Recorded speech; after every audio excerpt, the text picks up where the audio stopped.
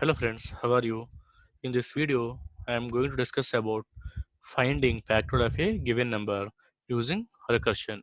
And we know how to find factorial of a given number using loops like for loop, while loop, and do while loop.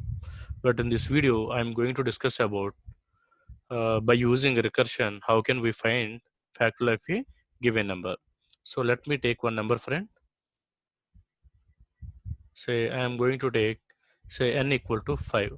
And what is the meaning of factorial? Say if you take n factorial, how can we expand? Say like n into n minus 1 into and n minus 2 into and so on 3 into finally 3 into 2 into 1. Okay, now if you expand 5 factorial equal to 5 into say 4 into 3 into 2 into 1.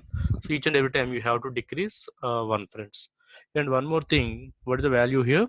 5 into 4 into 3 into 2 into 1, you will get 120, friends. And one more thing you have to remember, 0 factorial equal to 0 and 1 factorial equal to 1, friends. Okay, and what is the meaning of recursion? What is the definition of recursion? Nothing, friends. Recursion means I have one method. So if that method is calling same method once, I mean again and again, then that is called recursion. Okay. And recursion internally uses which data structure, friends? Stack data structure internally uses. Okay, recursion is using which data structure? Stack data structure. And if you don't know about the stack data structure, please let me know in the comment box, friends, and the comment section. I'll explain and I'll make separate video on that, friends. And so I'll explain, friends, what is the logic, how I'm going to implement. Say if n equal to 5, first time I'll read this n value from the keyboard. Then what I will do, I'll check if n equal to 0 or not. If n equal to 0, I already we know, right, 0 factorial equal to 1, so I'll return 1, friends. Otherwise what I will do, I'll return say n into say return n into, I'll call one function, say n minus 1, friends. Then what will be happen, again it will call factor same function it is calling, so this value. So in our case, if n equal to 5, then what will be happen, see, if 5 equal to 0 or not.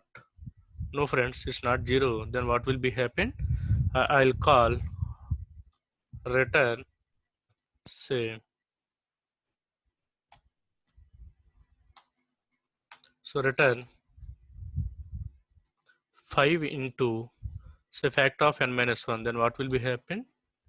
5 minus 1, 4, friends. Anyway, this 5 will be stored into one stack. Stack means like this, friends. Okay. First value, what is the first value, friends? 5 will be stored here itself. Okay. In the second time, what will be happen? I am calling fact of 4. So I am checking 4 equal to 0 or not. It's not 0. Then again what will be happen? Again it will return 4 into fact of 3, friends. Okay. Then 4 where it will store? Inside the stack here, friends. On top of the 5 it will store 4. So 4 will be here. Then again what will be happen, I am calling factor of 3. Then again I will check this 3 equal to 0 or not. No, right? Then what will be happen, again it will call say 3 into factor of 3 minus 1, 2.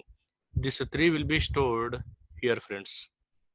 On top of 4, 3 will be stored.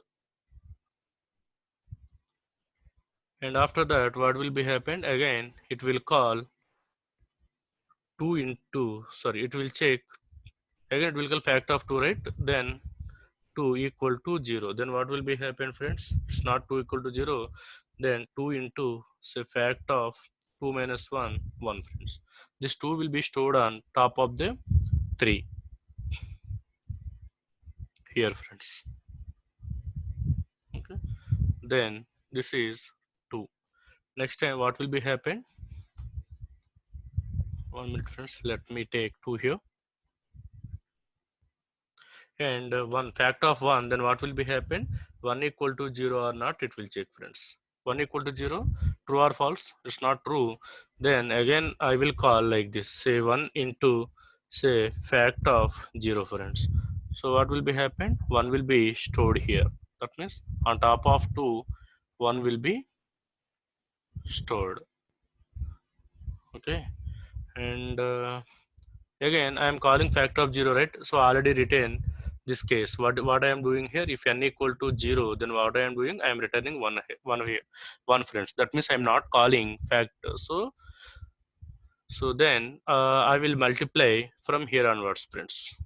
Say 1 into 2, 1 minute. So 1 into 2 I'll multiply from top to bottom like this. Say 1 into 2 into, say, 3 into 4 into 5. Finally, I'll return this result. What is the result, friends? 120. So this is the way I'm going to implement recursion. I'm going to implement recursion for factor of a given number. So let me see the implementation, friends. So I have taken one class. The name of the class is factorial, and I have taken one main method. Inside the main method, I'm going to create one object for scanner class to get the n value from the keyboard, and system.out.println, like, enter n. What is n, friends? I mean, to which number you want to find out the factorial, that number I'll store into the n. Now what I am doing here, I am taking one method and I am passing n as well, friends. And anyway, it will return one integer value or long. I am taking one long value as well. Say l equal to, friends. So I'll store the result into l, friends. Why I am taking long? Long will can hold larger values than the integer. That is the reason. If you want, you can take integer also, no problem. And error, what is error here? The method, 1 minute. The method is undefined, so we don't have any predefined method. So I'm going to create this method, friend. So what is that? Private static long fact, friend. And let me write my business logic here, friends. So what I am doing is, first time I am passing factorial value, n value here, right? So that n value will be copied here, friends. Now what I am doing, first time I am checking whether n equal to 0 or not. If n equal to 0, no need to call factorial once again. So directly you can return one value. Okay. Else means what? N is not 0. Then again what I am doing here, I am calling, returning n into fact of n minus 1. I am calling, friends. That's it, friends. In this way it will be executed. Let me, so the result will be stored into l. Let me display the value as well. What is that? System dot out dot println. If you, yeah, so factorial equal to, so l, friends. So let me save this one. Let me execute this program, friends.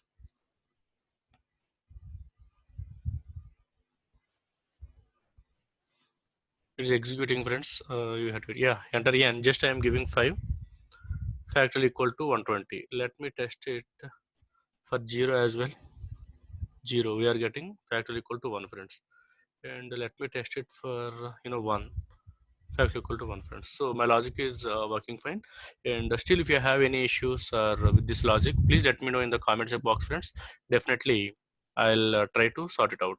Thanks a lot, friends. Thanks a lot for watching this video.